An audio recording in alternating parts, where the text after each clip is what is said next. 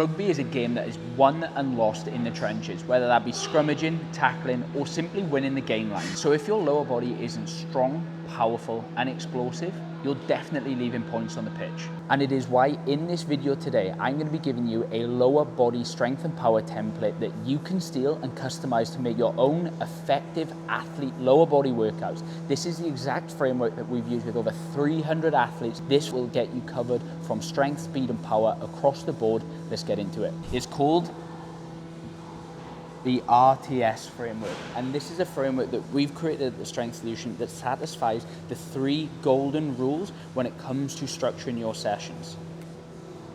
The first rule, we start fast, finish slow, which means that you can get more out of your speed and power work when done fresh. Number 2, we start complex, we finish simple, which means when your brain is fresh, you can put that into the high skill activities that need the most coordination. But most importantly, in the final rule, they start with the high priority activities that are going to help you step up, and they finish with the low priority activities. So here's what it looks like for a full lower body session. So to kick off your lower body session, we are going to be looking at your readiness. And this is just essentially going to be some prep to lift stuff, making sure that you are ready for that session. So a 3-part piece that we like to follow is we want to create some mobility, some stability, and some strength in some of the key areas that you're going to be lifting in that session. So you could use something like this for a squat session.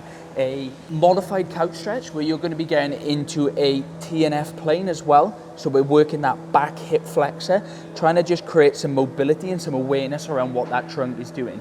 You can then transition that into a overhead plate hop where you're starting to just create some stability in the joints in the new length that we've created. And then once you've done that, you can do something like a B stance GHD sit up where you're trying to create some strength in that hip. The goal here is to make sure that you're kicking one foot into the pad to create that contraction of the hip flexor. You can perform anywhere from 1 to 3 sets of that, simply enough to just make you feel ready for the next part, which is going to be your reactive work. So after you've done your prep to lift 1 to 3 sets and you're starting to feel nice and warm, you're starting to feel ready to give it some beans, we're going to move into our reactive element, which is going to be the fastest portion that you will do. For a lower body session, we're looking at 3 things that you can fit here. You can look at some extra speed work, whether you want to push a sled. You can do some plyos if you want to work on that bounce. Or for the majority of athletes, we like to include a ballistic jump in there. Something like a rocker box jump is going to be perfect. When it comes to selecting your reactive exercise, you want to try and make sure that it mimics some of the joint angles that you're going to be using in your primary compound lift. So something like a rocker box jump is going to be perfect for a squat pairing where you're working on that lower body force production. The goal of this is to ease into it. Much like we did with the prep to lift, you're still going to need to get used to the movement pattern and jumping itself. So do a first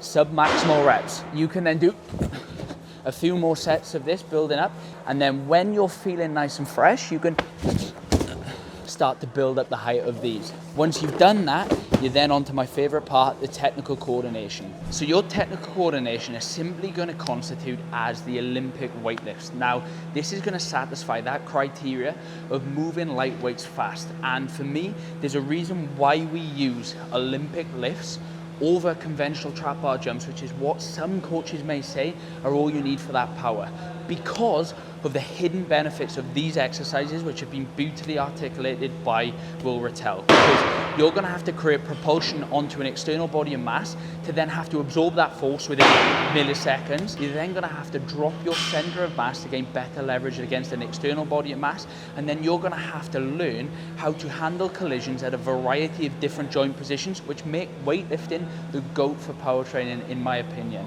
So what we're going to be doing for this workout today is we're going to be going 5 doubles every minute on the minute of a hang clean. So what we're going to look at, up nice and tall, 1, 2. You're going to rest, and then you're going to go on the next minute, and you're going to be looking to work for anywhere between 70 to 80%. So now we've finished off the technical coordination, you've done all the moving fast that you need to do, and we're going to move into our relative strength work. Now this is going to be your main KPI lift from a lower body perspective, whether it be the front squat, the back squat, the single leg squat, the trap bar deadlift, whatever it is that you need to work on, you're going to place here. And we're going to look at doing roughly 3 to 7 reps for around 3 to 6 sets, around 80 to 90% of your 1 rep max. For this workout today, we're gonna be using a box squat and we're gonna be doing 4 sets of 3. The goal of this is to cut that range, so we're working on that explosive power in the positions that we've seen already, that we've done from our reactive and technical coordination work. Once you're done with a set, what we like to do is pair our main strength work with some filler exercises, whether this be some additional mobility, or what I like to do is throw in our dynamic trunk control, which is going to be our core stabilization work. So we're going to throw in a body saw on the Swiss ball. We're going to look to maintain that position. We're going to reach out with the arms, making sure that we don't break through the spine. And after every set of squats, we're going to be doing 6 reps of this with a hold for 4 seconds at that end point, where we focus on keeping that core nice and locked in. Next up, we've got our absolute strength work. I know it's been a bit of a mammoth session, but remember, the volumes that you should be doing through this should be attributed to the weaknesses that you've got.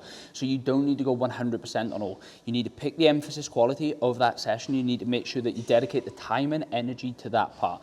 But after we've done our relative strength work, we're going to pick our absolute strength exercises based on the KPI lift that we've got before, and bringing up the weak points in that lift. Remember, a chain is only as strong as its weakest link, so we want to make sure that we're picking exercises that are going to strengthen those weak links. Today, we're going to be doing a dumbbell reverse lunge and a 45-degree hip extension.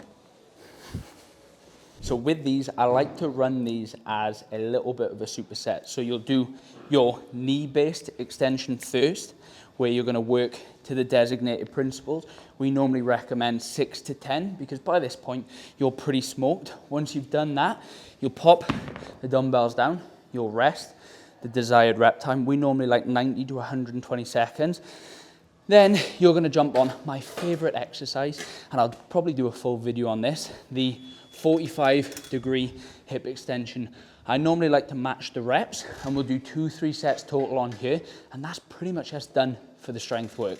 Then to close the session out, this is where we're going to do our safety work or our robustness work. Now this work is going to be designated to those kind of previous problem areas that you may have had or is associated with your sport. So things like adductors, calves, hamstrings. Depending on where you may have issues, you want to just put a block of this in, and you only want to do kind of 2 to 3 sets, maybe even 1 of these, and you want to push it hard till failure. So for this workout, we're just going to smash some extra calf work.